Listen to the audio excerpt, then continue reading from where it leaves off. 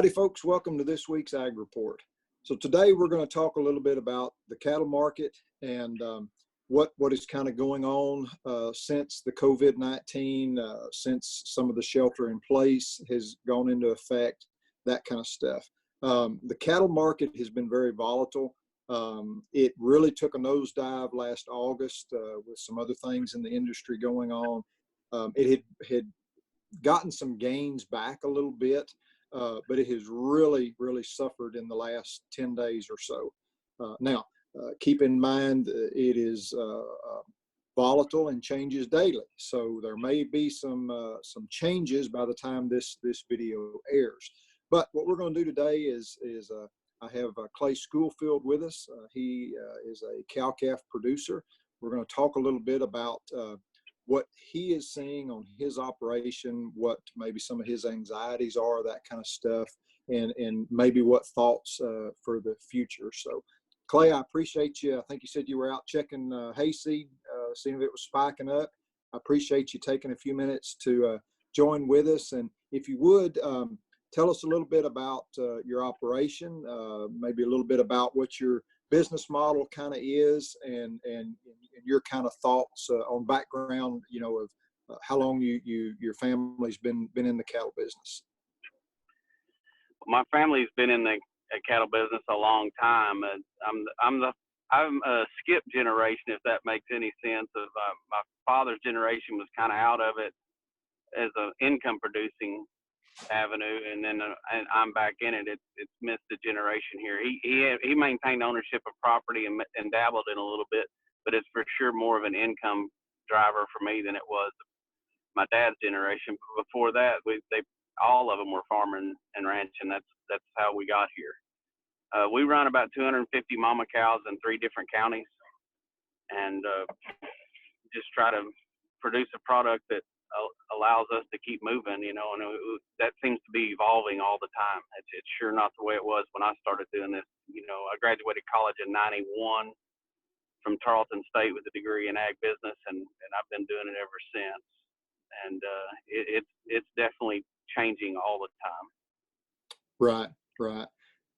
So in your operation, tell us a little bit, you know, do you typically hold your calves, you know, till they get a little bigger and sell them a little heavier, say 800 pounds or so, or do you try and market them at, you know, 500 to 600? And I certainly understand that no 2 years are the same, and you may have a good plan, but, you know, droughts set in, bugs, that kind of stuff. But in general. In general terms, what we try to do is market our calves right after weaning. I try to sell them after weaning. They're usually going to weigh 5 to 6 weights. Now, with that being said, every year I usually retain some of those calves, and usually heifers, sometimes steers, but it depends on the market.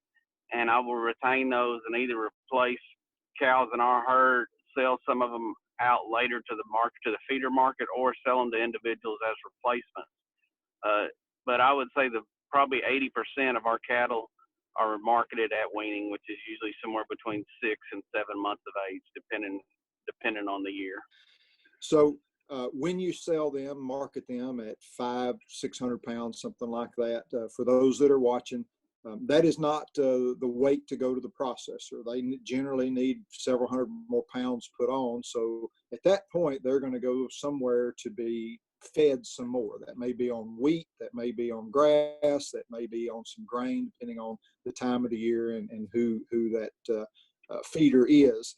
So what have kind of been seeing here lately is, with the shelter in place, the restaurant market has disappeared. And from what I've been told, that's about 50% of the meat market. And you know, everything is a supply and demand and on a cycle. Those restaurants were buying things weeks ahead of time based on previous year's purchases, you know, trends, things like that. Same thing with the grocery stores. When you have half of that market go away, and then you have people's buying trend change to where about 40 or 50% of Americans were eating out half the time. Now they're not, and they're buying at home. we've seen a huge fluctuation in the market because all of a sudden there's not a demand for those prime cuts anymore. Those T-bones, ribeyes, fillets, that a lot of that market went to the restaurants have kind of gone away, and people are buying, seem to be purchasing a lot more ground meats, ground beef, ground chuck, things like that, hamburger, patties, stuff in that nature to cook at home. It looks like, and I want to get your thoughts, those calves seem to have really taken a nosedive because of the uncertainty. The market, the buyers, the feeders don't seem to know what this is going to look like in a couple of months. And those animals that you're talking about marketing are not going to be ready for a couple of months. Is that what you're seeing when you're trying to sell something? Is they're not wanting to really pay much for that because of that uncertainty? It is. It's a really strange relationship that you see right now, because the heavier calves that are coming to market right now, let's say 700 plus, are bringing the same dollar amount as a 500-pound calf, which is highly abnormal because the amount of cost of inputs and time that have gone into that animal, they're so much closer to being finished, like you're talking about, that, those things that they're speculating on coming out of the feedlot pretty quick, which will be utilized in by the consumer, are not worth as many dollars as they would normally be. And usually if we keep something, we need to keep it and get more money for it, because of the cost that it costs to do it. They eat and drink every day, and your time value of money that you could use another investment, a lot of things. But these lighter calves, what I'm seeing now is completely opposite, where I can sell a light calf for the same amount of dollars I can sell a heavy one for. And I see that as this short-term correction in this market, which I hope it's short-term. But it's kind of caught some of us with our pants down, because we're coming out of that drought last summer. It was too wet, then it was too dry. The market was terrible last fall, so a lot of people retained some animals and carried them that they would have normally sold, and now those guys are getting big enough that they're going to have to do something with them.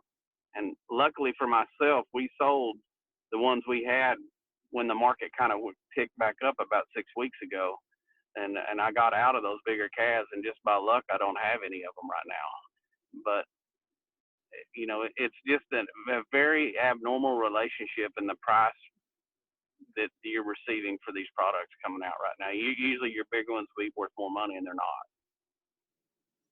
Well, that's a very good point you made about they cost you every day. It's not like your fuel bill goes away when you turn that engine off and park that car. That animal eats and drinks, and you've got to maintain it, check it out, make sure that they're healthy, and there's an expense to that every single day that they're on your place. So that's a very good point.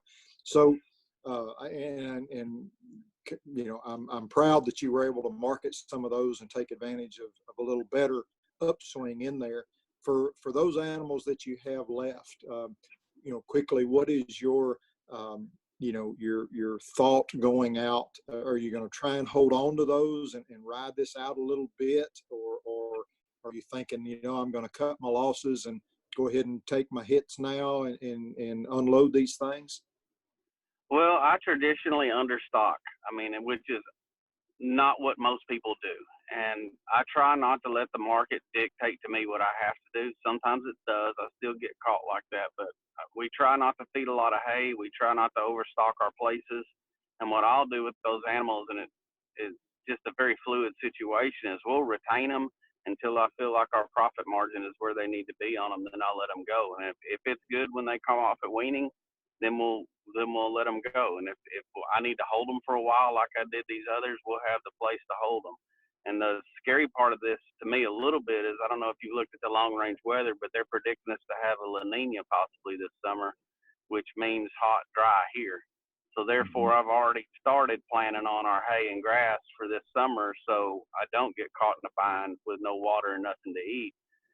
And if it gets really bad enough, I'll keep some of these animals and keep the genetics and that I need, or maybe sell them and replace them with some other, and trying to young up my cow herd again. If I need, if some of my cows are getting older. And I know I'm making a circle on your question, but what I'm what I try to do is have the ability to make that circle and not back myself in a corner and do anything. And on those bigger calves, and we save those bigger calves back, I should have mentioned I never save steers. I always save heifers. And because the steers are always going to bring a little bit more money than the heifers at market, regardless of where you are at. And if I keep the heifers, then I can go multiple directions with them. I can make cows in and out of them myself. I can sell them to somebody else to make cows out of, or we can feed them, you know. And I've halfway told with sending some of these to the feedlot this year and just retaining ownership if it stays like it is. I just don't know. But it's just, I've never seen a year or a stretch of years like we've had the last 36 months where it's been really hard to make a plan because there is no plan to the market. It's impossible to figure out what it's going to do. And that's correct. And that's, you know, it is impossible to tell the weather and everything like that. But you're right. Years ago, you used to have a little bit of a sense of, okay, I know they're going to kind of get cheaper this time of year. I generally know they're going to get worth a little bit more this time of year. And that model kind of worked for the most part. And I agree with you totally. You know, the last 3 years, the model is blown up and it doesn't make any sense anymore. They flip flop, you know, and what's worth more, what's not worth more, that kind of stuff. And makes it very hard to make a plan. And as we've talked about in other videos, whether you're a rancher or a grain farmer, a hay farmer, whatever, you're trying to look down the road.